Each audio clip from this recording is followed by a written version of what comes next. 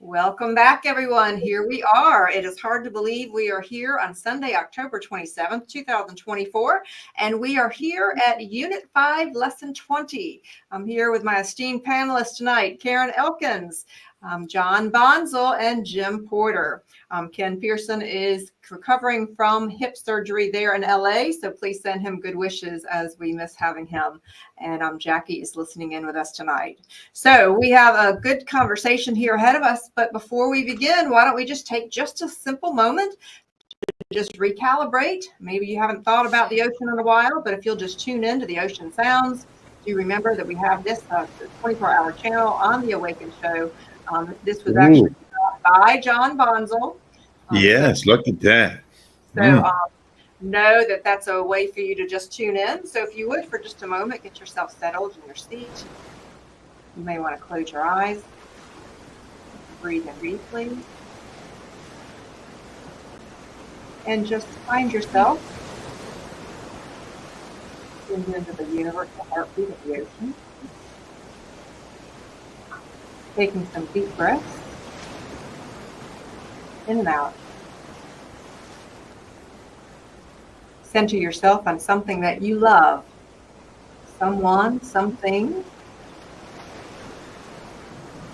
Maybe it's loving being on the beach on a bright sunny day, or enjoying a gorgeous sunset.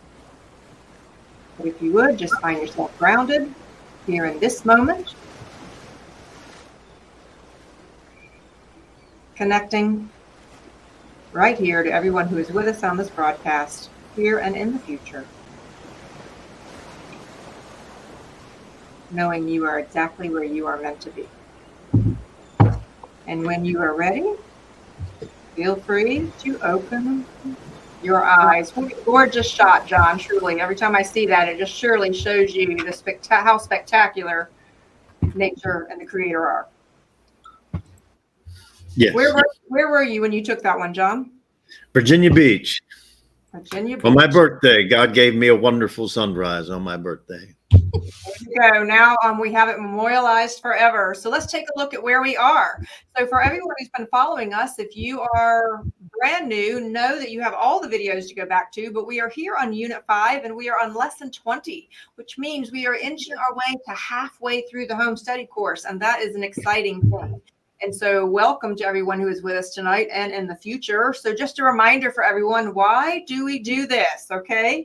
And this whole idea of awaken your inner genius was actually inspired by this quote, where mediocrity is self-inflicted and genius is self-bestowed. And so our team got together and we focus on the man who tapped the secrets of the universe that you'll see pictured there, a great on-ramp. And John, you love this next quote. I'm going to ask you to please share it again, because this is what you told me when I first met you. If you can read and count to 9, you can master the secrets of the universe. And it is that simple. Now, you can overcomplicate things, but simplicity is best. There you go. And so what we do as this group is we focus on the home study course, as you'll see there. So when there's so many things, so many works in the Russell with Walter and Lara Russell that sometimes you can get lost. There's so much and it's very rich. You could spend your whole life studying it. And for a moment there, though, we wanted to spend this home study course. That's what we're doing, is following the blueprint that they gave us of 1 lesson a week, 1 unit per month. And so we've been at this for a while. We are certainly an ambitious thing. So I wanted to pause for a moment and go back to some thoughts from our last session before we dive into this particular lesson. And you actually, Jim, you mentioned a story at the last session about John and the Christ of the Blue Ridge. And John, I went back and found this picture of you and wanted to memorialize that, because Jim, that is what you were talking about, right? That is what I was talking about. So wanted everybody to have that and have an idea of that and the size of John. And so one of the things that John first told me about, John, I wanted to give you a lot of credit here, because I was a bit full of gratitude and a bit melancholy as I was thinking about when we first met. You know, when you and I first did the first Russell experience, this is how I began the Russell experience. And I showed everyone these numbers. I said, what do these numbers mean? As you'll take a look there on the screen, 7, 64, 11, and 9.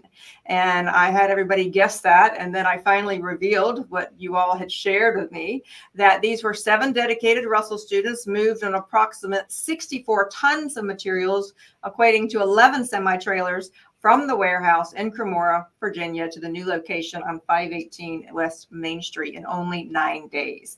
And wanted to show just a quick picture of the crew. We have a lot of gratitude here. And Jim, you were part of this, even though you weren't in the picture. So I wanted to be sure and give you credit. I only had one picture. You'll send me some others. But right now I wanted to focus on John, because John, something you said to me very early in the Russell experience was this, as you and I were planning this, as you'll see on the next page. You shared with me about your goal, and that was to ensure that the Russell's teachings are preserved as written for future generations. And that vision continues today. Fair? Yes. And so John was the reason that I actually was introduced to the teachings. And so I wanted just to remind everyone right quick that that panel you see on your screen have all spoken at the USP. And so as you'll see on the next slide there's a couple of videos I want to recommend to you all. So I spoke, John, the very first time you had me speak was in 2022. And I will going to drop these links in there. But John, that was when you had COVID. You came down with COVID actually that night. You remember that? Oh yeah, man. I'll tell you what, I faded like air going out of a balloon. Shoosh. You barely made it through it, but I did want to mention that it is saved for posterity, and the other presentation I just did in August is coming soon. Robert Edwards Grant spoke at a recent homecoming event, and I wanted to mention that was online, and go to the YouTube channel. But more importantly, I wanted to mention the other videos that our panelists have done. So you will see that Ken and James is going to put all of these links so you won't miss anything. But Ken has a video up there. Karen has a video up there of last year when she spoke at homecoming. And Jim and John also have videos there on the channel. And I wanted to encourage you all, as we go to that next slide, to take a look and maybe even take a screenshot of these videos so that you can follow along. A wealth of information. And so a gracious hello to everyone who is listening. James is going to actually put in the chat box links to them all. So why don't we go ahead and dive in? So I want to say a gracious hello to everyone who is with us here tonight. I want to say hi, Jean. Hello, Tara, Deb, Linda, we have Karen, and we have Bonnie. Hello to everyone. And we have Diane holding everyone close. Doris, so glad that you are all with us. So I wanted to ask you all, as we begin, this particular lesson is about the questions, the Q&A. And would you just remind us, everybody, Jim, why did Leo and Walter, why did they have Q&A as such a part of the home study course? Because that is the last lesson in every unit. For clarity and direct communication with students. They wanted them to be involved in the home study course by being able to ask questions. I wish you could know the amount of letters that came into Leo when John and I were there. And I'm sure before that, each week, dozens, sometimes hundreds. And she would personally answer every one of them. You know, that's something really interesting. Even when people come into the museum now, they will still talk about how they received, usually within just a week after Leo met them, a hand letter. I mean, a letter from her, whether it's typed or a hand note. And that must have been a big part of your jobs, John, when you all were there at the palace working with Leo. Yeah, there was no mass typing out of envelopes, especially the Christmas message. I remember Jim and I don't know how many hundreds, if not thousands, envelopes that we hand addressed, index cards, writing out the names, handwritten. And that's how Leah wanted. She wanted that personal touch. Well, and just in case you all missed it last week, I do want to just show you. So this was John, and then when he first came across the work with Walter and Leo, these were you guys in your 20s, correct? That is correct. Yes. So I wanted to take just a moment to show you all what we all looked like when we first ran across the Russell's work. So here were John and Jim. Here is Jackie and Jim, also in their 20s. And then here was Ken. Here was Ken when he first found the Russell work. Hold on just a second. when he first found the Russell work, it was shortly, he found it at 27, got married at 29 there. There is Ken. Here is lovely Karen, who, Karen, you found it a little bit later in life, but you were a sprightly young thing here as well. I was Sprightly young, yes, dear. no, I Gorgeous. was trying to think. I was probably about 45 when I. And I was the oldest, older because I was right there before we met, right there close to in my heading around right those early 50s. So I was either late to the party or y'all were late to the party. I don't know which one that was. So we'll have to see, right?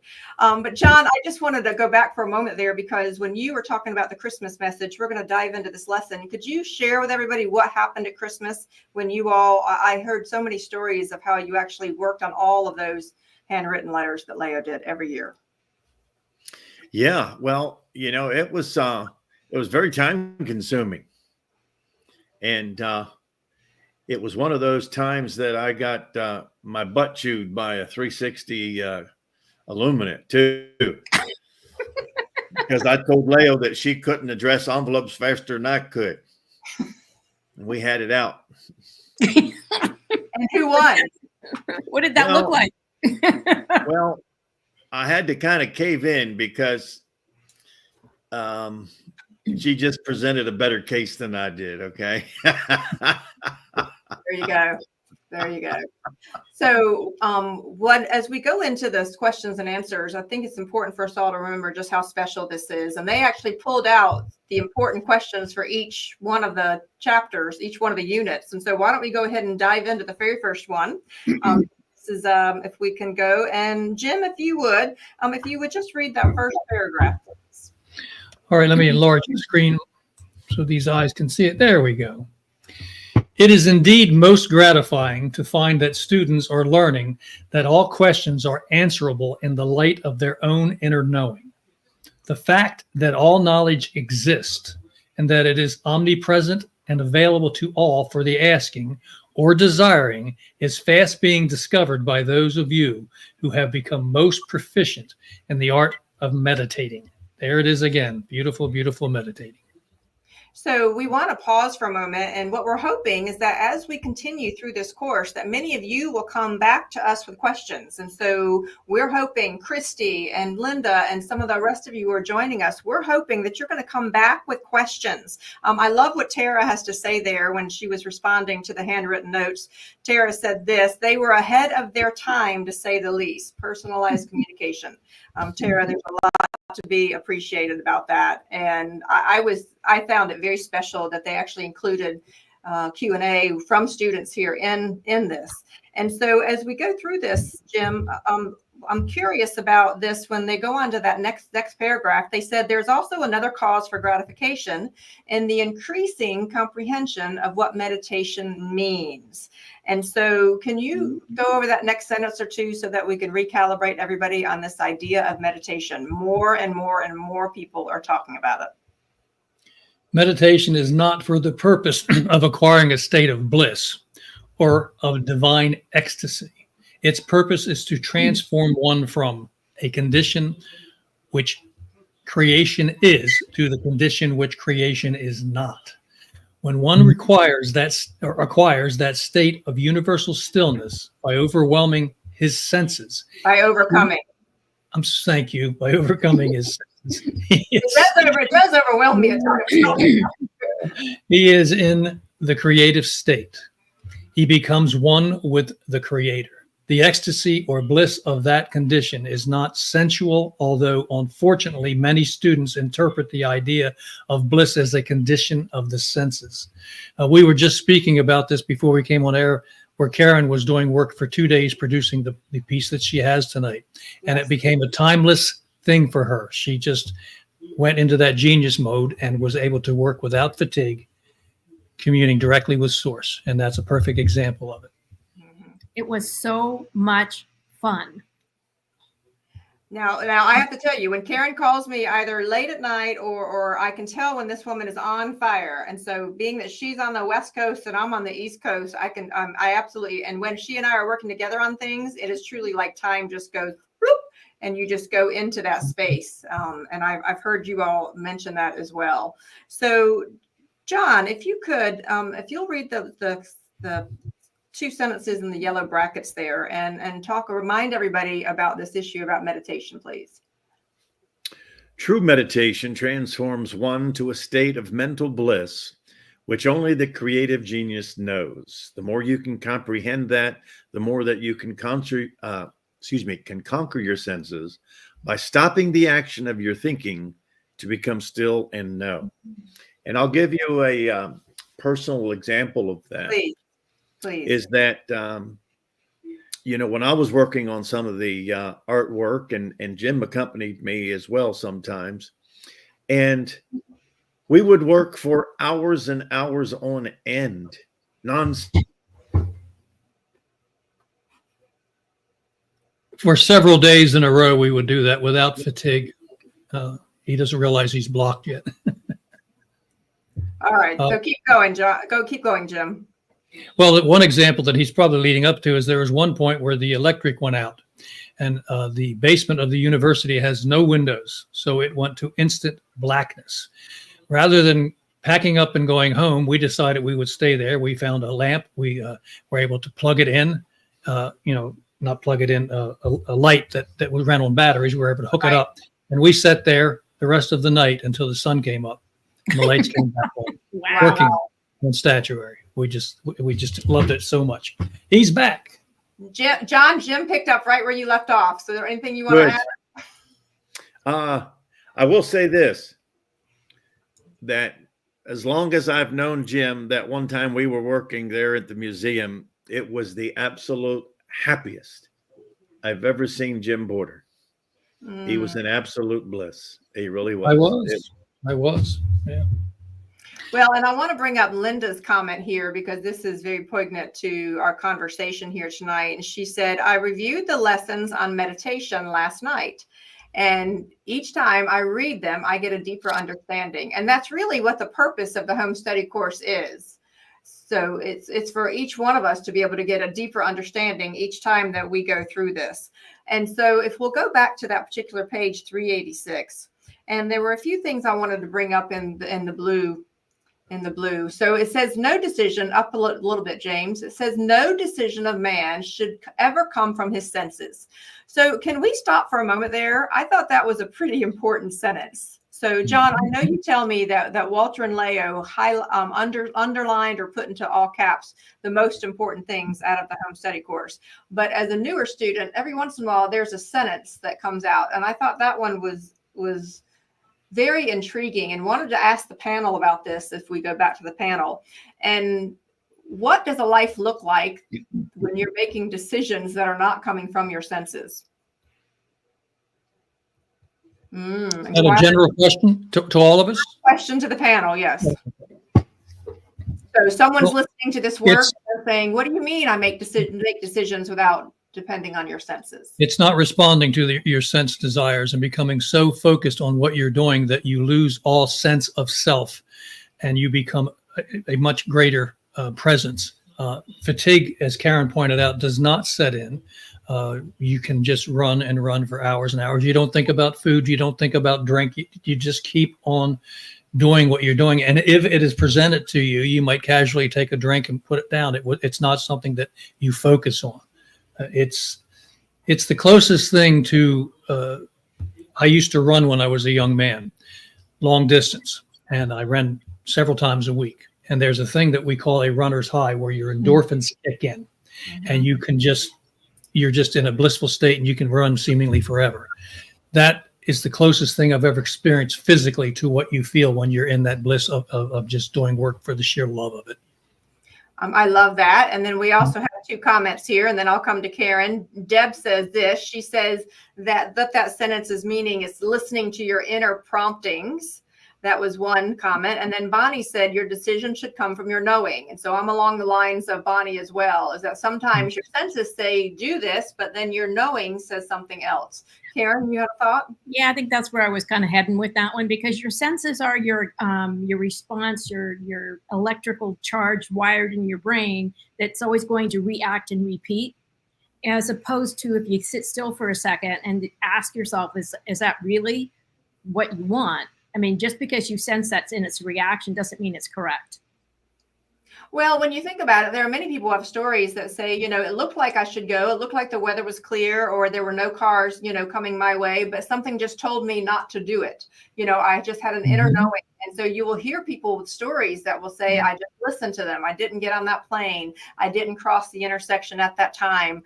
Or I called somebody when they needed to. So there are many instances that we actually do make decisions based on our knowing instead of our senses. John, anything you want to add before we continue? Yeah, I was visiting Jim and Jackie one day earlier in the week, and it was approaching nighttime, and I was 5 minutes down the road, and God told me to slow down. And we lost him again. The internet must Please slow down again. He's beyond slowed down. Well, sometimes the internet doesn't work, but I'm sure he's telling a story about slowing down. He'll come back to that. But I think many of us have instances where that has happened, or we'll just be told not to do something. Jim? And you become more and more prompt from the inner divine. The more you listen to it. Otherwise, the more you don't ignore it and respond to it, the more clear it becomes. And then you'll find yourself going through entire days where you simply are in communion with Source. It's a wonderful experience. All right, John, we're waiting with bated breath. What happened after you were told not to, what did God say to you? To slow down, that there would be deer in the highway. And it was 2 different instances, and I slowed down both times. I was able to see them in the distance, and I could have just kept my speed up, not paid attention to that thought. But you just have to pay attention sometimes. Yes. To that inner voice. It'll guide you always. Well, and as we go on to this next comment, it's also underlined in blue, and it says this. It says, you think inwardly. The more you think inwardly, okay, the more you will find that God thinks with you by sending his messages to you in timeless light flashes, which we call inspiration. Inspired knowledge is cosmic knowledge. And I felt it was important for us to stop. And let me read one more sentence, because this is an important concept. I'd like, Jim, I'm going to come to you to talk about that timeless light and flashes. John, I'm going to come to you about that inspired knowledge and cosmic knowledge. And Karen, I'm going to start with you with this next comment. That is why geniuses bring ideas into the world which were never before known in the world. And so when you go on to the sentence right after that, it's talking about that is why a Beethoven can think with God and interpret God's rhythmic thinking. That is why you can suddenly know something which you have never known before. And Karen, you find that happening even with you before I go to Jim to talk about timeless light flashes. Yeah, I when I do the magazine and stuff like that, or whatever I'm doing, it's like teamwork. And totally being in rhythm with it, and you listen and you're guided, and you always get the next thing. And the next thing that you're supposed to kind of glue together, put the puzzle pieces together, it guides you. Because that's, yeah. I do like the idea, though, that it was never known before. Some of the stuff I can't say for me that it's that way particularly, but I do like the fact that the genius come up with the innovative ideas. I think for my contribution, it's always finding the threads where things go together and I integrate. So I'm more of an integrative thinker. Yes. There's more to say there, but Jim, talk a little bit about this idea of timeless light flashes. When they come, and they come to all of us, it's complete and whole instantaneously. If it's an event that you are being guided toward, or a distance that you have to travel to get there, it's complete and whole timelessly, literally timelessly. You don't have to question it. And the more that happens to you, the more you don't question it. You just do. Right. And John, I have a comment after you talk about cosmic knowledge a bit, but I thought that was very profound when they said inspired knowledge is cosmic knowledge. What does that mean? Cosmic knowledge. Cosmic means it's directly from God versus you reading it out of a book or listening to a radio broadcast or something of your outer senses. Cosmic knowledge is your inner senses. That's as simple as I could put it.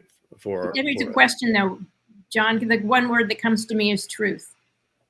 That when it's cosmic knowledge, it's truth. Yeah, you don't, like Jim said, you don't have to question it. You don't have to decipher it or analyze it. Just go with it. You go with it, and I'm going to add an and to that. So I think many times when you first start having timeless light flashes, when you are unaware of how this all works, then sometimes it can frighten you because you can't explain to someone. They say, how do you know? And you say, I just know. You know, we're coming from a school system that taught us to show our mathematical work when we managed an equation, right? So the more you become used to and invite in these timeless light flashes, I find the easier it becomes. And for Jim, for me, many times it's like we're used to knowledge coming to us in a very linear way, 1, 2, 3, or the cow jumped over the moon. And in fact, for me, these timeless light flashes are like someone handing me sometimes a book like War and Peace, or sometimes just like a small book, but the knowing comes so quickly that there's not a linear way to see it, has been my experience. Yeah, and the people that struggle with, I'm sorry, John, go ahead. Now, I was going to say, always remember this. There's your timing, there's my timing, and then there's God's timing. And those flashes of light and that inspiration will come in God's timing. So you just have to be in receivership of it. Yes. Jim? We are in the habit of listening to sensed body habits. Because we're used to doing that, we've built a momentum up to respond to sensual thoughts and desires, and we're not listening clearly to universal cosmic input. It's always present. The more you learn to set aside the sensual thoughts and desires and walk away from the body self to the universal you, the more that communication becomes clear. And sometimes it's profoundly clear and complete. I don't know if I've mentioned here before, I was literally set up in bed one night many years ago, and a literal voice in my head said, send your son $400. And I turned around. I knew that was straight from source. And I turned to my wife. I said, we got to send $400. This was like 3 a.m. I said, we've got to send $400 to Nathan. He was out in Oregon traveling. So she showed me how to do it on online. Yeah, well, it wasn't online, but one of those things. You just a bank transfer thing, and so that he could go to any bank and pick it up. Wells Fargo, a Wells Fargo thing. And we called him and got a hold of him and told him where to go pick it. And the next day he called us back to keep it short, and he said, "How did you know?" He said, "I was down to almost less than a quarter tank of gas. I had no money, and I was still a day and a half from home." And I told him because God told me. Absolutely. Yeah. Absolutely. I completely agree about that. And I'll share with you something that was that happened even to me this week since our last broadcast. So Jackie says this. Jackie says that sometimes our decisions are made by the senses lean towards logic. Our intuitive decision leaves it open to trust and uncertainty. That's certainly something for us to remember. And Bonnie says, when you are in a space where you realize that I and the Father are one. A profound realization, Bonnie. Something that was very, very powerful for me. And I want to acknowledge Tara's vulnerability. So Tara, I really appreciate you saying this, and you said this. I get super discouraged after trying to share this knowledge. And have been out of the game, so to speak, for years, pretty depressed for a while. This is me getting back on track.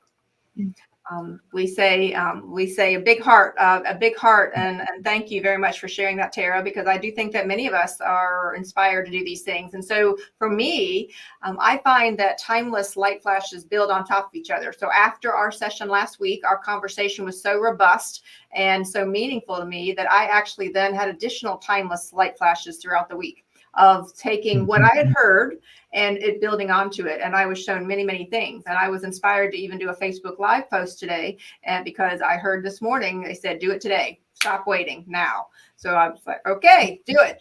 We tend to wait until we have something perfect, or we tend to wait until we have more logic and more understanding. And sometimes we are simply inspired to do what it is that we need to do. So a lot more for us to talk about here, but it is time for our first break. What we do, for those of you that are new, is we take a quick 3-minute break at each half hour. So that way you can get some oxygen, move, go take water, and hopefully we'll have some music and an inspiring quote on the screen. We'll see you in 3.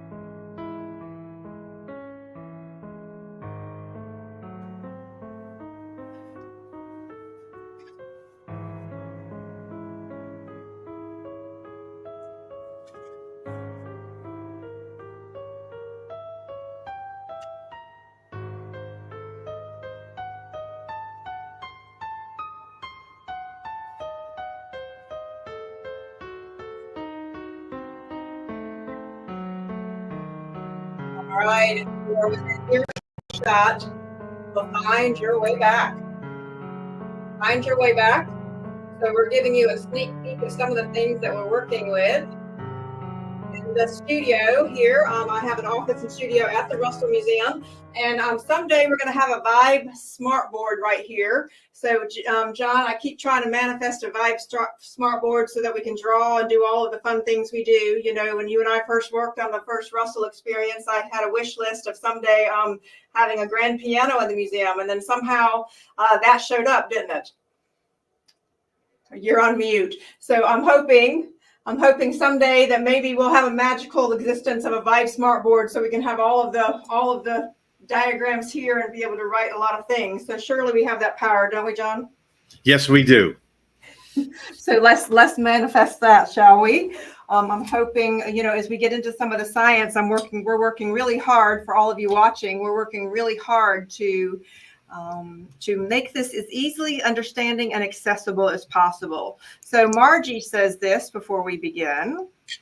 She said, I needed this going back and forth between logic and the spiritual side.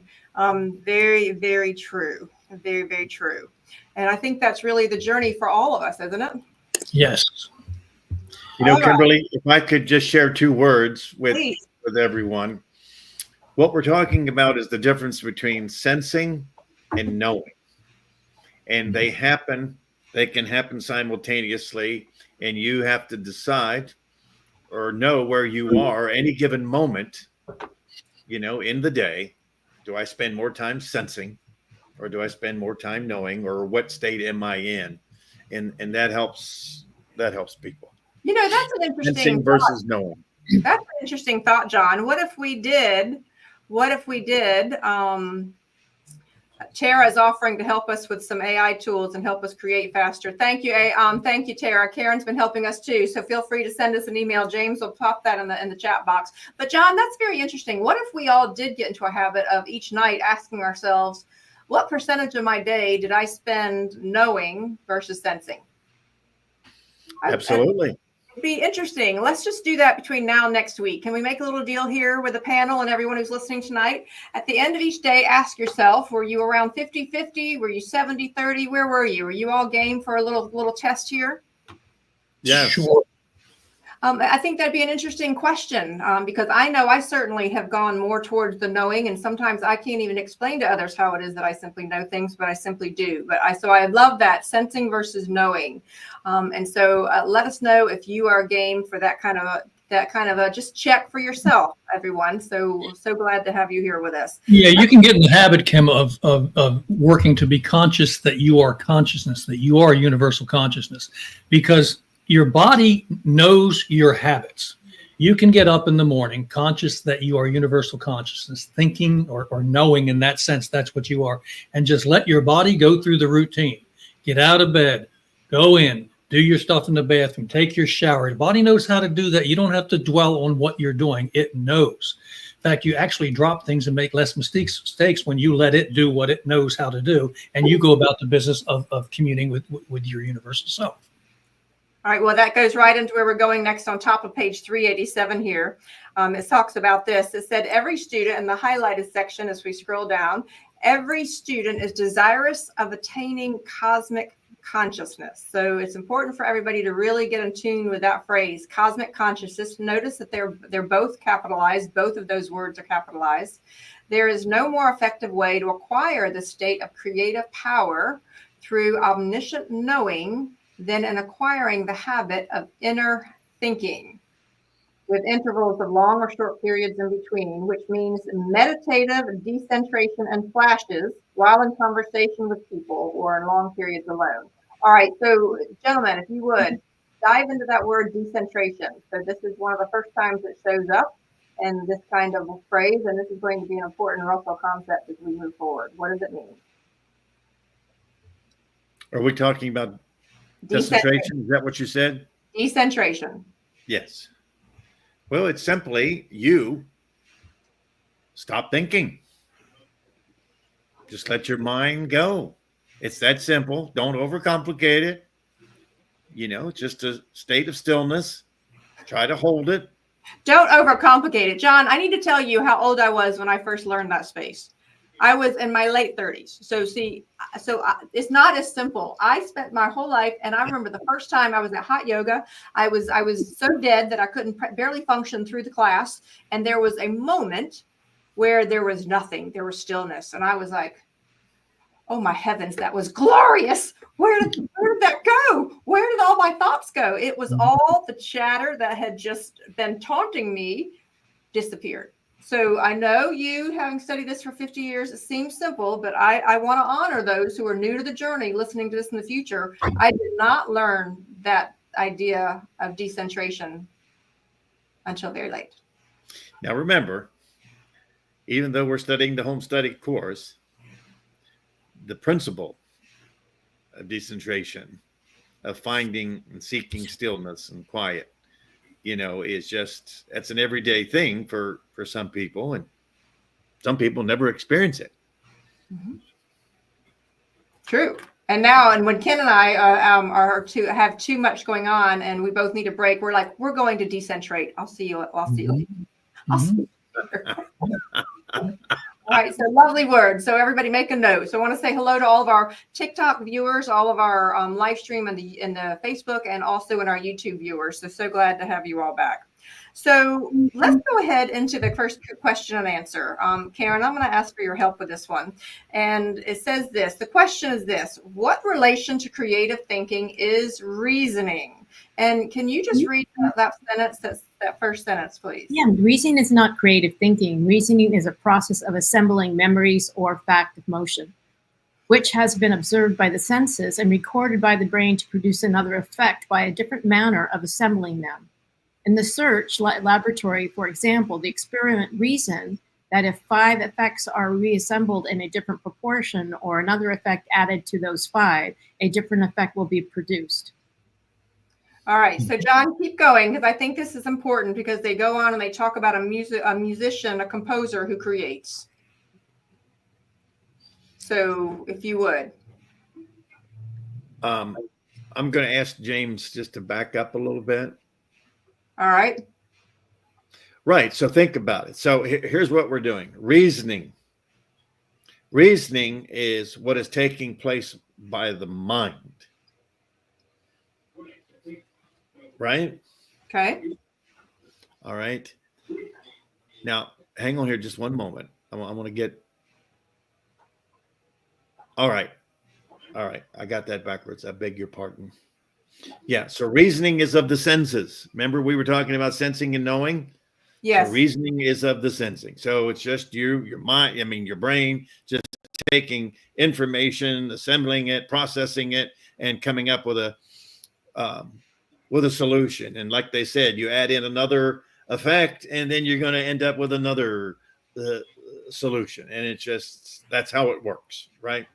And I think what they're doing is they're leading us to how the creator does it, how the creator talks to us. Yes, and let's talk about that, because if we scroll down to where I have the highlighted yellow circle, it says this. It says creations are always inspired. They are never reasoned. Creations are always inspired. They are never reasoned. And so let's go to the panel for a moment, James, because, being that I had published one book already called Your Lion Inside, I would have people reach out to me and say, hey, Kim, can you give me some advice about a book? And people will send me their books to read. And there's always a massive difference between those that are inspired and those that were reasoned. And one of my 2 pieces of advice when I'm giving someone who wants to write a book is to go into relationship with the book, because the book is a creation wanting to be birthed. That was issue number 1. And don't write it in a linear fashion. Allow it to be inspired, because that's what I learned. Unfortunately or fortunately, all of my inspiration came in the middle of the night. I got to the point where I had to leave blank paper on the dining room table, because sure enough, at 3 a.m., that's when God, source would be talking to me, and that's when all the inspiration would come. But it is such a difference in the books that are inspired versus created. Karen, do you find this difference in your work as well? I was woken up at 4:00 in the morning with the sounding voice saying, you're going to do a book. And I'm going, really? Okay. This dyslexic child's going to do one. So, and I did. It took me a while, but it has mostly pictures. But it has also 60 scientists in it. And it's all about the creation of the universe, which was my question as a kid. How does God create? So this is not like a storybook. It'll take you through unwinding how the universe creates. So, yeah. Beautiful. Yeah, this is really, and that's part of what those of you that go to the Science Sage website. So Karen, feel free to put that in there. But Karen does a masterful job. You can see her inspiration. And John, that was one of the things that when you first showed me her magazine about Walter Russell, I was so deeply touched. This was what was online that I actually reached out to her and said, Karen, can we actually print what you put together? Because John, you were like, she has done an amazing job of integrating so many of these concepts. Yes. Beautifully done, Karen. I remember our phone call together, and I asked her a favor. I said, is there any way you could plug the home study course for us? And she did. She did a little bit more than that too. So thank you again, Karen. It's always fun when you love it. Well, and Karen, I have to tell you, I reread across this. If you would put the link to this specific edition as well, but we read across this and just look at the beautiful poetry in motion. I'm going to put this under here as well so you all can see it. But let me zoom out just a minute here. But what she did was, it was so poetic. That's what just struck me about as I was watching her. You gave me an understanding, and you helped me actually. I don't know if I've ever said this to you, Karen, but you actually gave me inspiration when I was doing and creating the Russell experience. as I saw you integrate, and then that's how we've come down this long journey to be able to be here. So I think that's really, really important. So let's go on to the next question to be mindful of our time here today. It says, can one learn, this is over here on page bottom of 388, can one learn how to be an artist by copying pictures of great artists? I am told that it's better for me to try to draw simple objects that I see around me. But I should think that if I copy masterpieces, I could become a greater artist than just copying simple objects or people or landscapes. So John, you'll see what I highlighted there. They of course go into the answer saying you're quite wrong, but let's go to the yellow highlighted sentence. And if you would read that for us, because that was ultimately the answer. Absolutely. It says, in order for you to interpret nature, you must know nature itself, its very soul. And the only way to know it is to be it, become one with it by talking to it, interpreting it, and living it. And that's a great statement here, Kimberly. You know, we've reached the halfway point in the home study course. And the Russells are trying to have you think that you are the part of the Creator. You're not separate from and apart. You are one with the Creator. And when you give yourself a chance to embrace that thought and accept it, not challenge it, and know it, it is amazing how you start looking at nature differently. Yes. And you feel that bonding take place. It's a wonderful thing. When I ran across this Russell work, that was what happened to me, is that all of a sudden I saw nature in a much more magical way. And I saw all of a sudden, when you understood the scientific principles, that Karen, is the one who actually got me understanding at a pictorial level, because, you know, the Russells had the words, and then Karen was adding another layer, which I think that was, Jim, wasn't that really what Leah was about, is having all students go out and continue to birth their interpretation of what it is that they did, so that the message would. Yes. She had no problem with people, nor did Dr. Russell, with people writing books about the material, not parroting and repeating it, but writing books about their understanding of it, and then giving them credit for having led them in that direction. Yes. If you remember, when Dr. Russell released the Universal One, I believe it was his personal banker, John, you can correct me if I'm wrong, read the book, and he literally quit his job, retired, and spent 7 years writing his own book, interpreting what he got from the Universal One, which Dr. Russell embraced. Wow. That is correct. Yeah. Changed his life. Yeah. Changed his life. Yeah. Kimberly, I'll give you another example. Please. My Karen has family in for the weekends, and they were going to bike ride on the Skyline Drive, you know, because the fall foliage and the beauty and so on. And then they hiked as well. So they did a bike ride one day, they hiked the next, and they take pictures. So they're inside this wonderment and this beauty, but they don't acknowledge the Creator. They don't talk about the beauty. They don't talk about any of that. It's just a sensed observation for them. I don't think, I hope I'm wrong in this, but I didn't pick up any like being inspired by it to want to say, oh my God, look at the beauty, you know. And Jim, you know, that sunset you sent me the other day, I looked at my Karen, I said, there's only one entity I know of that can create something this beautiful. Amen to that.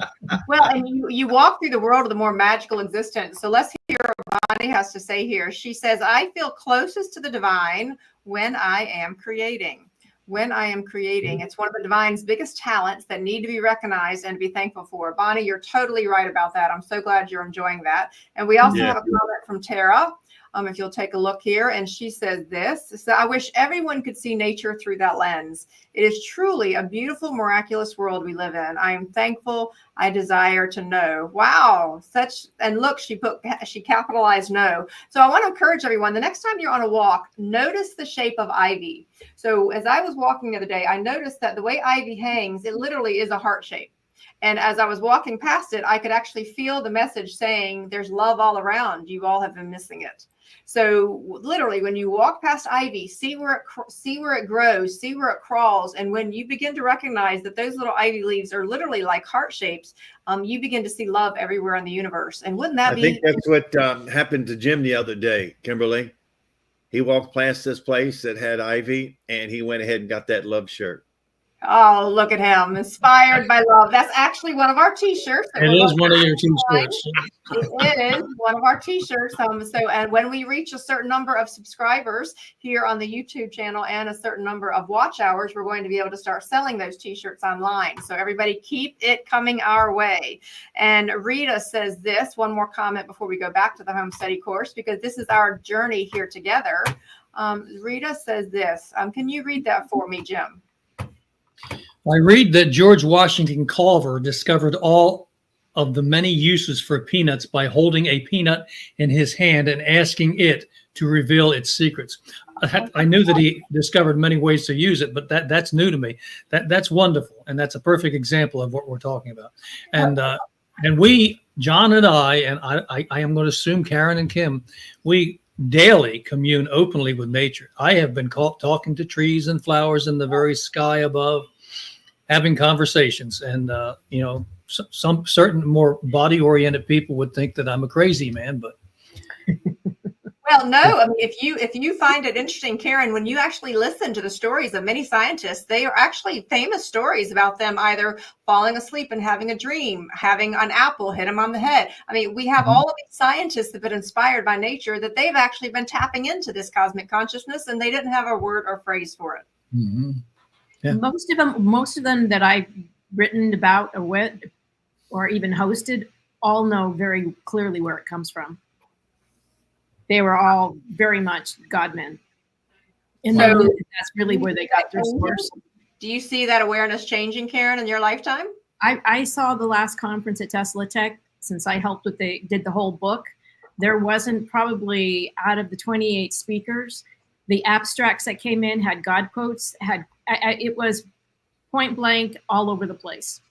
And when I go to conferences and I'm in the back room with the guys or having a beer or something at the end, they're all showing us stuff that relates to that.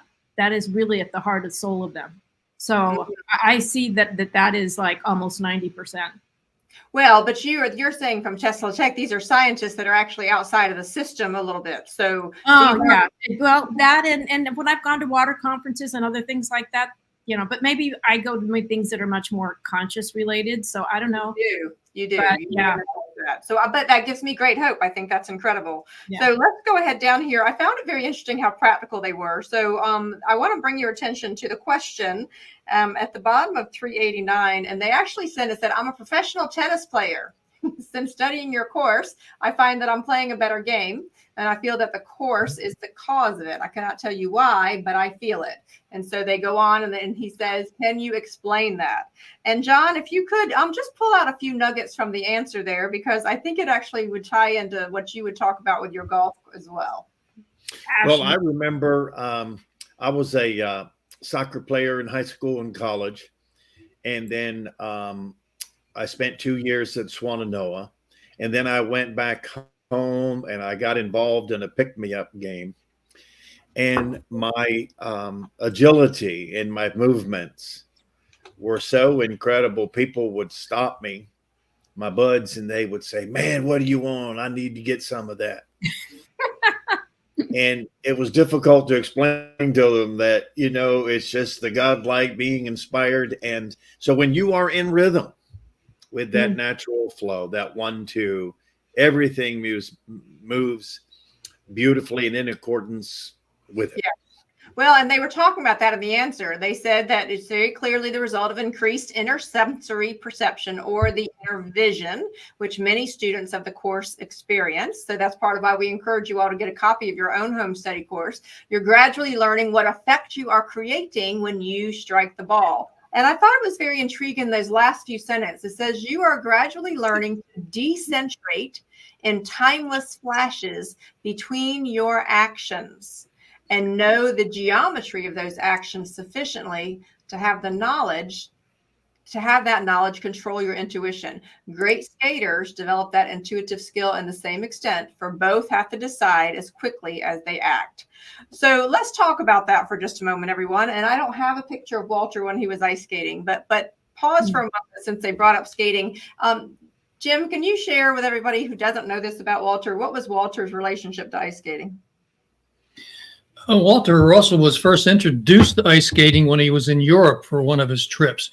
He fell in love with it. He brought it back, figure skating. He brought his love of it back to the United States and skated very often at Rockefeller Center, the ice rink there, and literally introduced figure skating to the United States and helped kick it off. He also won the what was it? National amateur title, I believe it was, at the age of 56. And he was competing against youngsters, and he outshined them all because of exactly what we're talking about.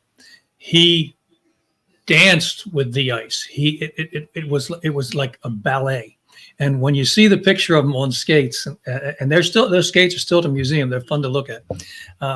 When you see him on ice on skates, well, unfortunately, we have no film of that, but we have pictures of it. You can see he is absolutely in joy and bliss doing what he's doing, and he just shines.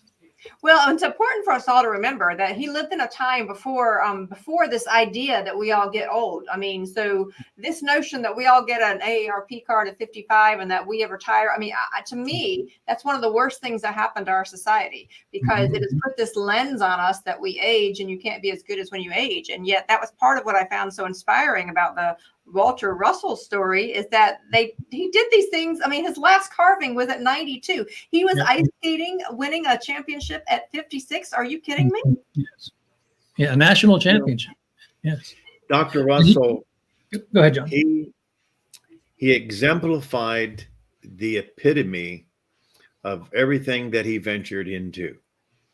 You know, there was nothing half-assed about what Dr. Russell did. So if you look at his artworks and his writings, his drawings, and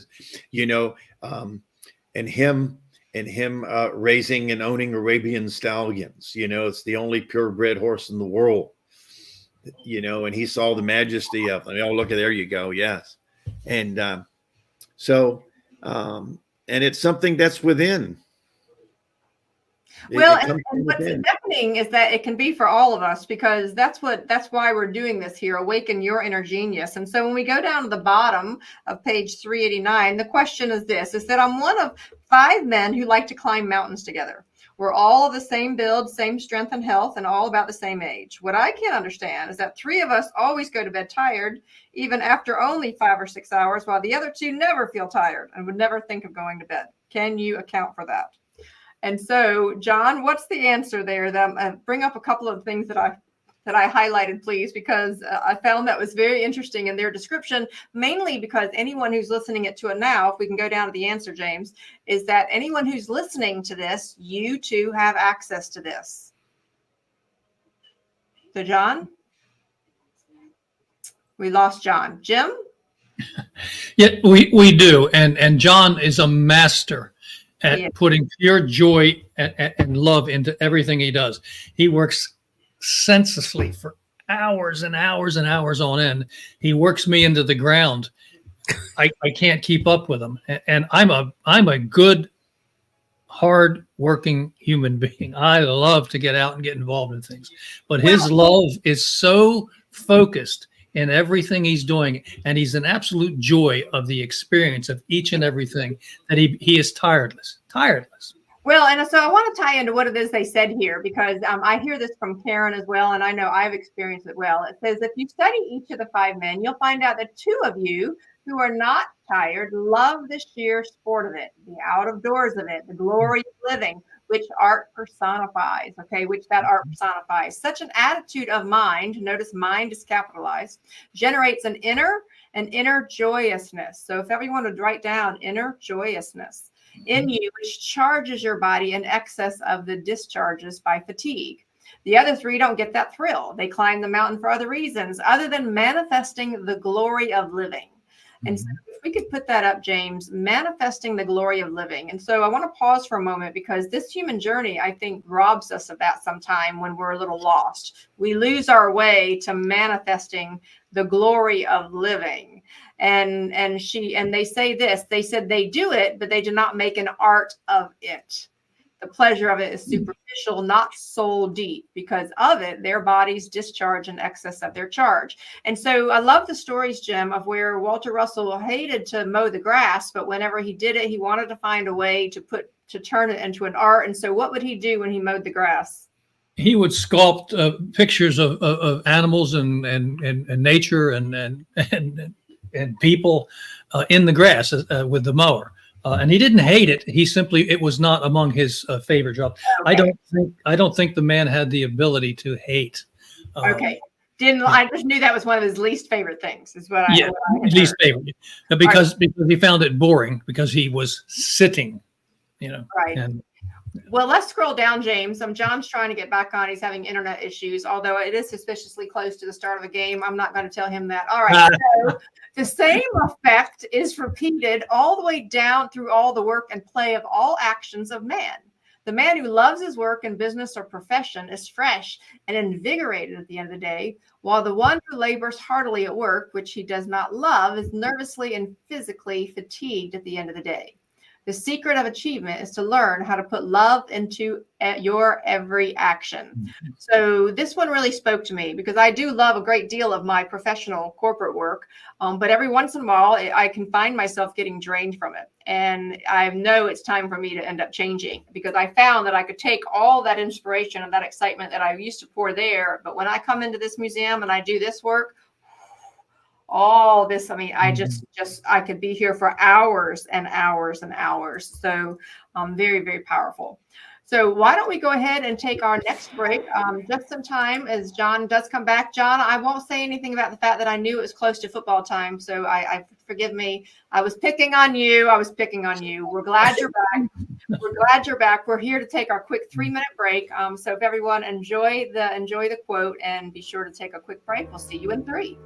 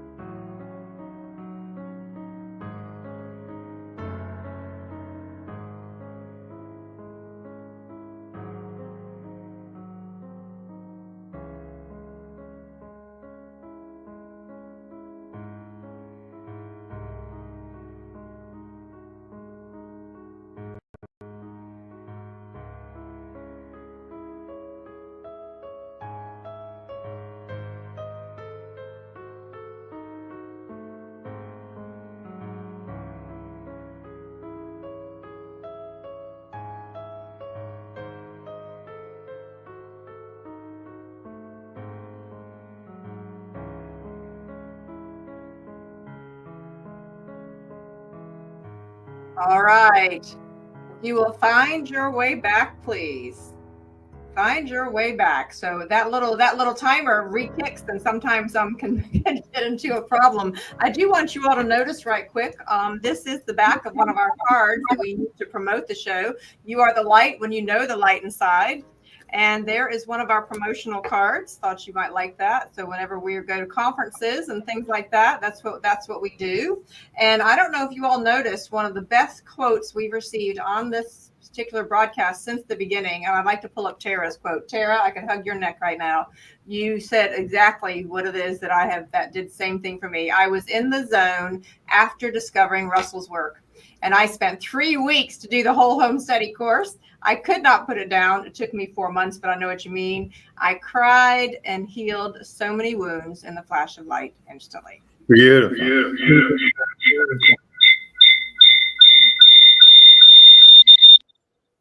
All right. So obviously we got a little bit of an issue with the sound there. We do the best we can. Tara, thank you so much for saying that. I found the same thing when I first found it. I could not put it down for months. I mean, I lived and breathed it. In fact, when I came back to John, it was just 4 months later, John, you remember that day when I was like, I can't put this home study course down. It was like something I've been looking for my whole life that I knew, but someone had put it into words for me. Yes, I remember that. And it's a wonderful thing. You know, when you find that thing, that something that aligns your soul with true knowledge, it's exactly right. And I'm glad that Tara had that experience, because I've been there, and I think all of us have been there. And when you find that, it's so, you want to just rejoice. You do. It was joyful, and it was recharging. And then here we are all these years later. And that's part of why you see the panelists, including Ken, who is not able to be with us, and James behind the background, and Joey, who also works with us. Everyone's got this passion to want people to be able to have that experience that Tara had. And as we're climbing in consciousness, Karen, before we go into this next letter, that's really what people are craving, is a deeper understanding. Would you agree? Karen is on mute. Would you agree? She's coming off mute. Would you agree that you're back on mute? So much. All right. All right. Karen's trying. I'll pass it to her a little bit later. So there's something going on. I got it. I'm sorry. It's like, on the break, I get automatically muted, and then I think to go back. We all do. So, would you agree that you are watching, even with your magazines, that that more and more people are looking for this kind of experience of understanding? I think it's a real mixed bag. I know from my magazine, those are the kind of people, because they're willing to go in many different modalities, but more people that are more in different philosophies or religions sometimes are very limited. But my journey's been one of much more broader scope. So when I found the work for me, it's yeah. Okay. Well, then let's go ahead over here. I wanted to go to the bottom of page 391. So this is when they slow down and they actually write a letter to the students of this university. And they talk about there in that last sentence and that last paragraph, it says this. It says, the one who works knowingly with God works with God's hands together with his or her as one. This also is a demonstration of God awareness. So notice that phrase, God awareness. This is the way inspiration, oops, we just lost it. It just went away. This is the way inspiration comes suddenly. For all inspired conceptions is timeless. Knowledge is a quality of the undivided mind universe in which there is no time. All right. Undivided mind is an important concept here. So I want to slow us down. Jim or John, who wants to go first in describing this undivided mind? Well, if I may, the last sentence, which you left out, is paramount to what we're trying to explain here. Thoughts of mind, however, take time, for thoughts are divided waves, and waves are synchronized with the universal heartbeat, which creates the idea of time. So we have to remember that you have mind and you have thought. Mind is stillness. Mind is all knowing. But the process of thinking and thought and ideas take time to bring into being. Okay, so we have to remember that. Even though we experience timelessness when we're in that zone, but it does take time for thought to emanate and present itself, to manifest itself. All right, so make that very real for me on this broadcast that we're doing right now. So we had an idea. Ken and I were coming together, and we had this idea. It was inspired, and then use this very practical experience into that idea you just mentioned. So the thought and the idea that you came up with, right? So now the thought is born. So the next step in that process is the manifesting of that thought. So remember, there's God's 4.5 swings of the pendulum, and there's your 4.5 swings. God's 4.5 are guaranteed. He already did his by you getting the idea. Now you've got to bring it forward and bring it into being.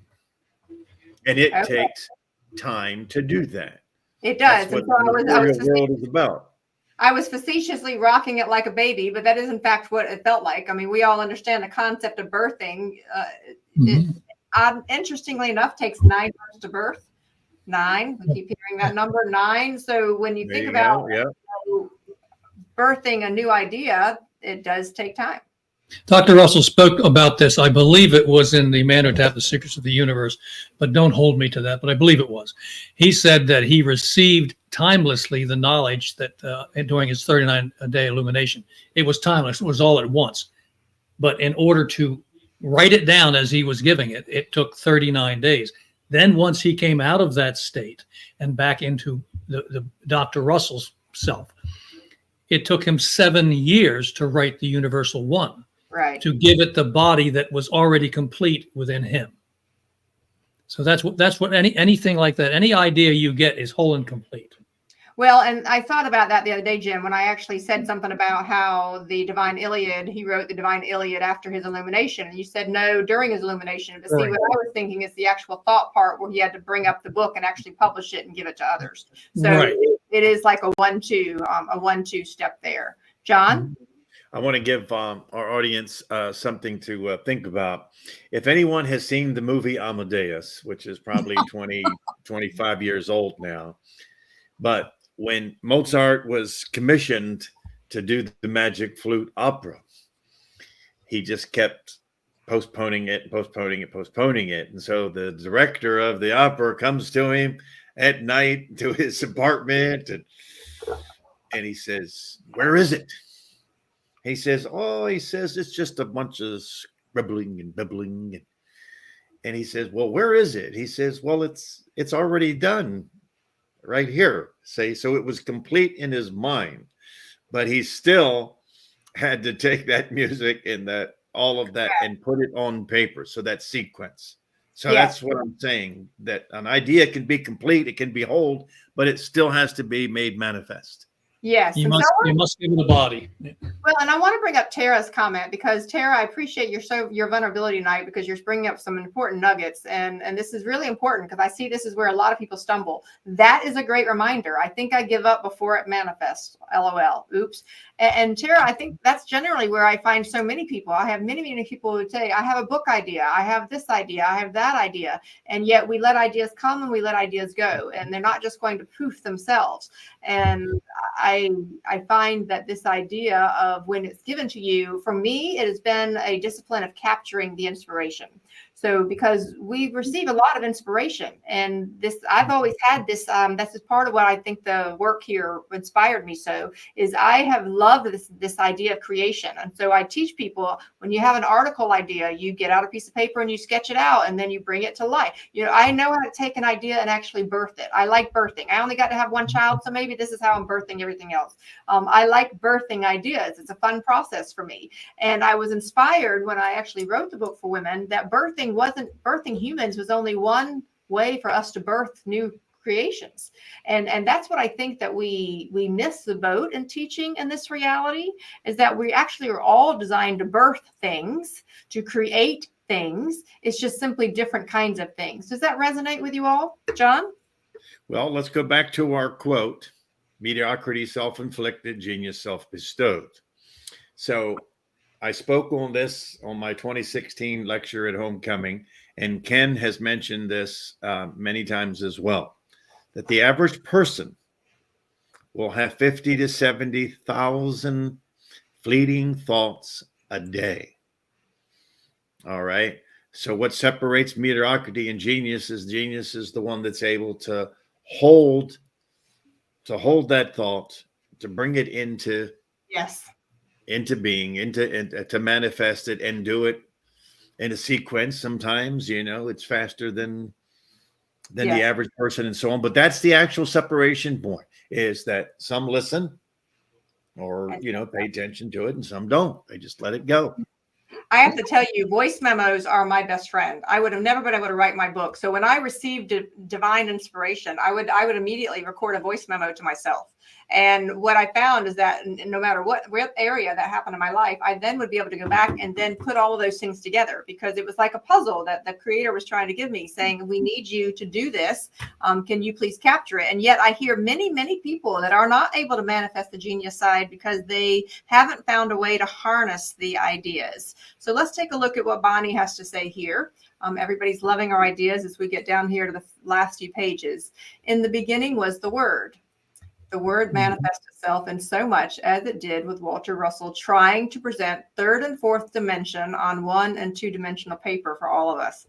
Wow. Wow. So Bonnie, that's said very well. While I'm trying to manifest a Vibe smart digital whiteboard for our office, I'm also going to someday have a holographic projector. So just know that's coming.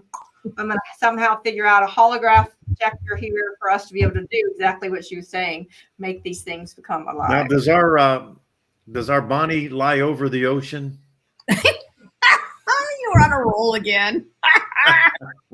And there you go, John. There we go. All right, let's go ahead down to the bottom of page 391. And there were some things that I highlighted there because we're down to our last 3 or 4 pages of this particular lesson just in time tonight. And I want to go to the one in brackets, if we'll keep scrolling down to 392. So in brackets, John, if you would please read that area in brackets. Yes. Every man is an inherent genius, and there should be an ever-increasing number of geniuses in the world. You have it in you, and so have your sons, daughters, and friends. The greatest man who ever lived is no greater than you, except that he knew that he was and did something about it. All right, so I want everybody to place in the chat box right now, I claim my genius. So whether you're doing this now or later, let's go ahead and claim it. So Jim, you're trying to take us somewhere. What are you trying to show you in the first few pages of the Universal One, Dr. Russell has that quote. I get the right page over here. Has that quote. Do you see it there? In the beginning was the Word. Oh, wow. Yeah, it's right at the beginning of the Universal One. Talk about a lovely alignment there. Wow. Yes. I absolutely love that. Thank you for bringing that up. So as we continue on this particular page, it says this: the hope for world culture is through the production of more geniuses. So remember, we're not only talking about you, we're talking about your children and your grandchildren. So you have the ability to plant that seed in them right now. And the only way to produce them is to make men aware of their genius. And so down to where the blue brackets are, it says this: by genius. I'm going to go very slow here because this is important. Oh, look at all the people claiming their genius. They're with us. Okay, so by genius, we mean the man who has learned to live life gloriously at the maximum, not just the genius who has expressed himself in the art. Wow. Wow. Learn to live life gloriously. I found that to be such a breath of fresh air. Who talks like that? No one talks like that. And my cousin John talks like that. John does talk like that. He does talk like that. Yeah. Which is why he was so inspirational to me the very first day that I met him. And so as you scroll down here, it says this. It says, the more you do to unfold your genius, the more you will be enabled to uplift the world to the level you have yourself attained. Kimberly, can I comment on that, please? By all means. I forget who it was earlier in the broadcast who said that they were telling people about the Russells and what they're doing, but to no avail. And that was what I wanted to say to them earlier on, is exactly what the Russells just said here. It's best that you demonstrate the message rather than try to verbalize it and to try to pique someone's interest in doing that, because the spark of genius that lies dormant within them, that is how they will be inspired, is in your doing. Yes. Okay. And if it's within them and if it's their time and if they're ready, they'll join. Even the other day, I went to go see a place that someday I would love to have as an East Coast retreat center. And the realtor, both realtors that I met with, they were actually like, "Why are you in Waynesboro?" And I gave them just kind of a 3-minute synopsis. And by the end of it, they were like, "Oh my goodness, that is just so inspiring. I want to know more." And so we keep remembering that inspiration is the greatest gift that one can give another. And I thought it was really neat what was there on the bottom of page 392, as we're going down here, is that right there, right now, 392, up a little bit, James. Okay, it says this. Have you ever realized that if the world consisted only of geniuses, there could be no wars? That is a fact, nevertheless. For genius in man is God awareness. Naturally, as God awareness increases, materiality decreases, and materialists are the ones who make wars. Okay, so this is important, and I need to pause here for a moment, because I was actually with a group recently, and this was a corporate group, and they were talking about some of the uncertainty in the world, and somebody mentioned that somebody was saying, well, they were concerned about upcoming wars. And somebody else actually said, well, wars can be good for business. So I jumped in and I was like, what? We've all thought that, and that's part of what's perpetuated wars all this time. What if we put on a new lens and said, we can find new ways to grow business and grow support and grow what it is that we're trying to do without defaulting to war? War is an old lens, and it's not going to land in the directions that we're going. So to me, this was a glaring reminder of what this lesson was about, because sure enough, I was carrying my unit of the home study course there with me. And so when that came up, I realized that is a lens. And so literally I said to them, I said, we have an old lens that says war is normal and acceptable, and that's just a reality. And I'm saying, no. Let's please just take that lens and rip it up. No more. Because if we're really going to talk about a lens and we want to have a world that's created in a different way, so I literally planted the seed with this particular corporate group. Karen, I know you're jealous. You'll have heart lens envy. I'll send you a pair. Okay. But this is important, because that's what all of us are doing. Even in normal conversations, we each have a way to inspire others of letting go of these old lenses that we as a descending humanity accepted as normal. You all see where I'm going? Mm-hmm. Yes. So, all right. So Deb says this. She says, it will spark the genius in others. You're totally right. And Bonnie says, uh-oh, I just lost you all. I'll read it. Bonnie says, I asked for the opportunity to get on everyone's wavelength to give information they need to attain a higher level of knowledge that they might need. Very well said. And when you're living an inspired life like that and working to do it every day, the very moment that you walk into a room, you uplift the frequency in the entire room, even for those that are not aware of it. Yes. I often thought, Jim, it reminds me of that old Michael Jackson video, where there's a video where he walks on the street and everywhere he walks, the sidewalk lights up. I will never forget that. I'll have to bring up that video sometime, but I really do believe that's what happens with a lot of us, is that as our God awareness increases and our light increases, when we're walking through the world, we are actually bringing more and more light. And so I met an enlightened man. You couldn't miss it. And he was an elderly man who had been teaching natural healing arts and he had developed a system for doing it. And the FBI and other organizations came in and raided his place, destroyed his equipment, and put him in jail. And they threatened to leave him in there indefinitely. He continued doing exactly what he did every day in life. He sat with the prisoners around him and he inspired them to be more than they can be. And he constantly talked to them saying, "You're not what you did. You are a God-centered being. You are love and light." He kept preaching this week after week. After several weeks, they threw him out. Wow. That's a fabulous story. Yeah.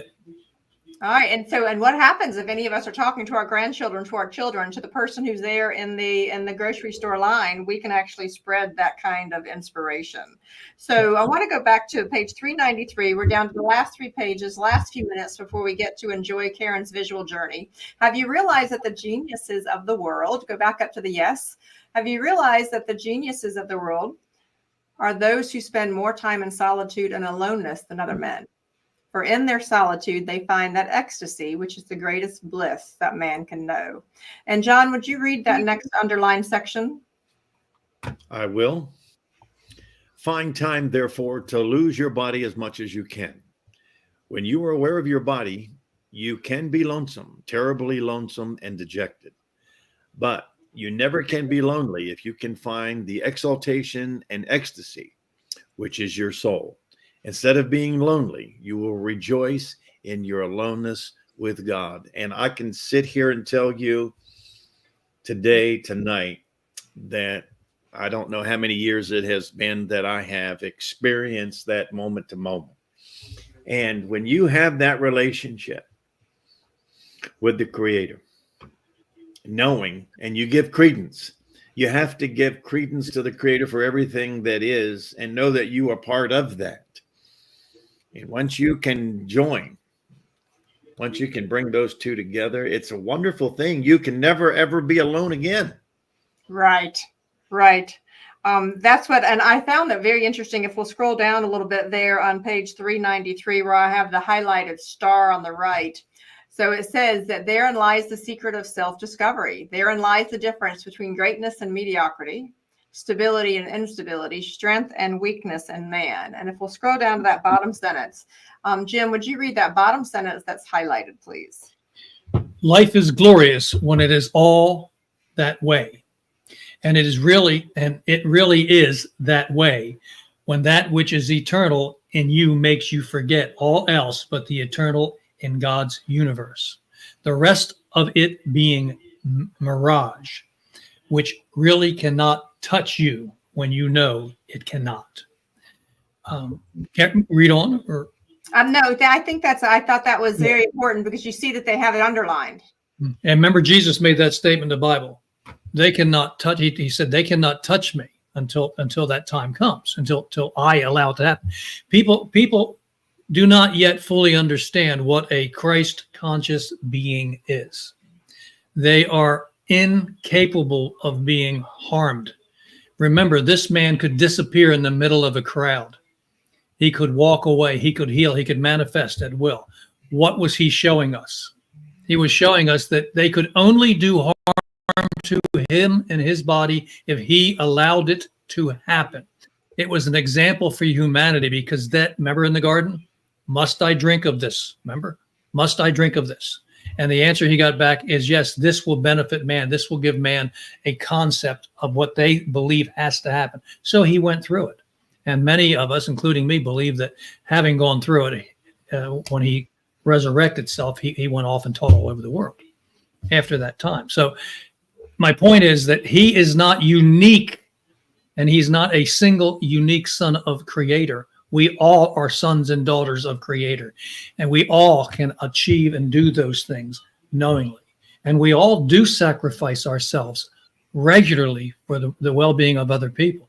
It's knowing when to stop, So as we go to the bottom of page 394 here, where I have it highlighted in stars, it says this. It says, eternal man of tomorrow, we're scrolling down, eternal man of tomorrow shall find new paths into a new world of a new kind of life adventure, motivated by love, and by balanced dealings of man with man that passeth all understanding. And as we go on down to the very last page, it says this is our message to you. Scroll up. This is our message to you for now, a message of hope, which comes from seeing visions nearing fulfillment in the race of man, of visions of the saving of the race of man as foretold in this message. This is what we are working for. With your help, we believe that the human race may yet be saved from its own self-destruction. With our love and gratitude to our Father, Mother, for your coming within the radiant aura of his message, we are sincerely yours, Leo and Walter. Any final Amen. thoughts? Any final thoughts, John? Please take note of that. I'll be very brief. Please take note of that.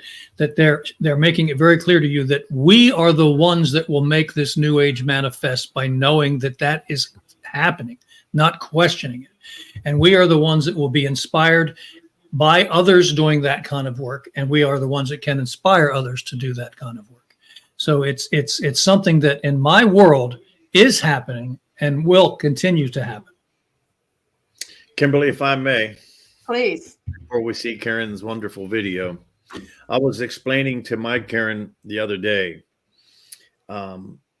literally the tens of thousands of hours that Jim and his wife Jackie and myself, the hours that Jim and his wife traveled to and from Pennsylvania to Virginia, and to save, literally, and I mean this, to save this message.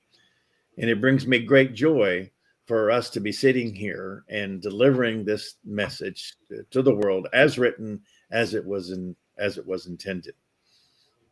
And it's a joy to be able to serve in this capacity, John. And I hope everyone that's listening now and in the future can hear the love from Karen, Jim, John, and myself, and Ken, who is here in spirit as he's recovering from hip surgery there in LA. So please let us know if you have questions. But for right now, it is time for what we do at the end of every single episode is please enjoy this gift of love and genius from our very own Karen. Enjoy the visual journey.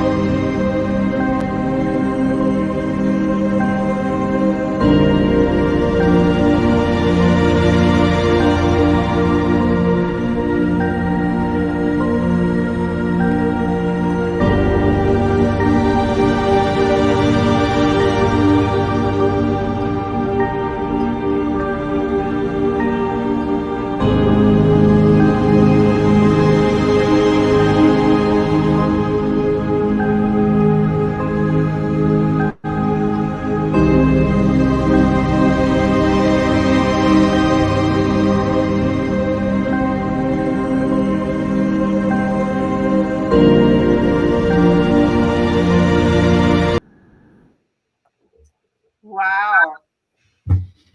What a lovely, lovely journey, Karen. And this is what you were talking about, that you were so inspired to be able to bring to us. And all of the other things that we talked about. Yes, so we have some exciting things coming as you all are placing your things in the chat box. We are working on a visual journal that you can map along. We're working on some quote cards. We've gotten some amazing things percolating that the team is working on, all as a gift of love. So I would like to go to just a few of the comments. So Jean says this. And Jean says, this is a big deal, Jean. Thank you. Kim, after listening to you in our group, she was talking about Facebook Live earlier today, followed by this. I am uplifted and ready to live life gloriously. A very big deal for you, Jean, and I hold you in deep reverence because I know what a journey it has been as you had lost your husband years ago. Let's pull up some of the other comments that everyone's saying. We've got Deb and Margie, some others. So powerful, Karen. Thank you. Margie says, beautiful. And Karen, you continued. So many beautiful comments here. And so this is the time that we offer. If any of you want to ask questions, we don't have to. I feel the love. Thank you all. Tara, we're so glad about that. And one more from Rita here. Linda says, thank you for everything all of you are doing. You all are holding the space for us in the future as well. And Rita says, is there a glossary of terms available somewhere? I think it'd be helpful to be able to easily look up certain terms or concepts such as decentration and the universal heartbeat. That is a fabulous idea, Rita. Yeah. We do not have that yet. So you just gave us the new idea. I know that they have I'm getting ready to show you all, they have a table of contents that comes with a copy of the home study course. But as far as I know, Jim, there is not a specific glossary per se. No, the only thing that comes close to it, and this is the only one of the books that the university publishes that has it, is there is an index in the back of The Secret of Light, covering everything that's discussed in there. So if you have a thought or idea about light or enlightenment or decentration, you look it up in the index in the back and it'll take you right to the page that explains. Okay, well, maybe Karen and we can certainly, our team can work on that. So thank you for the idea, Rita. Mm-hmm. So while we're waiting for any questions that you all have, just a few things that I want to remind you of as we are wrapping up here. So let's take a look at what's ahead for November. I know we're going into the holidays, but this time every Sunday night is still a gift to you. So please take a look. We'll be looking right there. You'll see on the screen what we're going to be doing each one of those sessions. But I did want there was more. So I pulled from the table of contents so you can see on this next one. You can take a screenshot right quick. That is what we'll be covering. Unit 6 is a very in-depth unit and very powerful as we're beginning to segue with our friends. And so I want to remind everybody, please, as you are talking with other people, and even if it's people you don't know, I understand that many of you may be taking this journey on your own without friends or family, but there are other people that you're interacting with online. Please share information about the Awaken Your Inner Genius that you'll see on the next page. So you'll see you can go to awakenyourinnergenius.com, sends them a link to the manual tapped along with the home study course. And then for those those of you that end up ordering any posters or additional materials, you can use the code, go back, Awaken10, if you do end up going to philosophy.org. But I want to remind you to go to the YouTube channel, because please notice I listed there all the playlists. You will see a playlist of all the visual journeys that Karen has created to date, including some of the mini ones that she's done. You'll see a collection of Unit 1, Unit 2, Unit 3, 4, and 5. So anyone who is joining us, do not worry if you have not been with us since the beginning. You've got plenty of videos to catch up, and you'll see how we've evolved as we go along. So, James, do we have any, if you will come off mute there, do we have any questions that need to be brought up here? I want to say a thank you to James. James, any of you that follow us on social media, I just wanted to ask while we're listening for any questions. James, if you could just share with everybody briefly about where they can find us on social media and what you have been working on lately. James? All right. Yes. Hey, everyone. Had to come off mute. Yeah. So we are working on creating some more videos. So the ideas that you share with us through your questions and comments, those are very helpful as we decide what types of content we want to make. We do have a Facebook group now, along with a Reddit group. So one of my goals is to have a place where people can continue the conversation after the show. So if you haven't visited the Facebook group, you can just look up Awaken Your Inner Genius there. Put any questions, ideas, suggestions in that group, because we want to make sure this is as interactive as possible. It's not just a one-way street. It's a conversation. So those are some of the things we're working on right now, along with some of the other things that Kim mentioned as far as like the really cool visual workbook and journal. James, I think you should show off your glasses, because I think Kimberly might be jealous.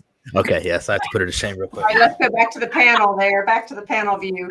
So I don't see any other questions. James is going to put us in the holiday spirit as we're coming along. There we go. All right. A little sprinkle of cheer for you as we move past Halloween. There you go. So there's the gauntlet's been thrown down. We have fun glasses. What do you all have? All right. Oh, so, I think John's going to get his glasses. I can tell John's got fancy lights in the back. So let's lay the gauntlet down. So any other questions in the chat box? I'm not able to see it with my glasses up. Let's see. He's just being cool. Oh yeah. He just All right. just beat us So both. it's all about the lens through which you see. All right. Well, if you want to talk about that, I have 3 different pairs. It depends which way I'm whether I'm talking up close, back far, or whether I'm driving. I've done that many times. Jim, you're up. That's why John wore the black shirt tonight. He had that plan. Yes.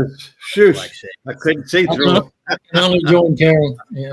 There we go. That's a lovely way to end our session, because what this home study course does is give you a very different lens to be able to see the world. So Yes. a gracious thank you to all of our participants for sending you much love. We're not going to say goodbye. We're going to say until next time. Please read your home study course. Those of you that don't have a copy, click on the link that we'll end up placing in the chat box there. You can go to awakenyourinnergenius.com, find your way to the home study course. And remember, we're just simply trying to bring up highlights. This is a self-study home study course. There's a reason for it. And so as we go through the rest of it, there's going to be some really, really powerful things unfold. So a thank you to our panelists. A thank you to James and our technical team. We will see you all in the name of love, like Jim's pointing out. Thank you to our 434 subscribers on YouTube. Can't wait till we reach that milestone of 500. Everyone have a wonderful week, and we will see you on Unit 6. Take care, everyone. All right. Bye, everyone. Take care, everybody.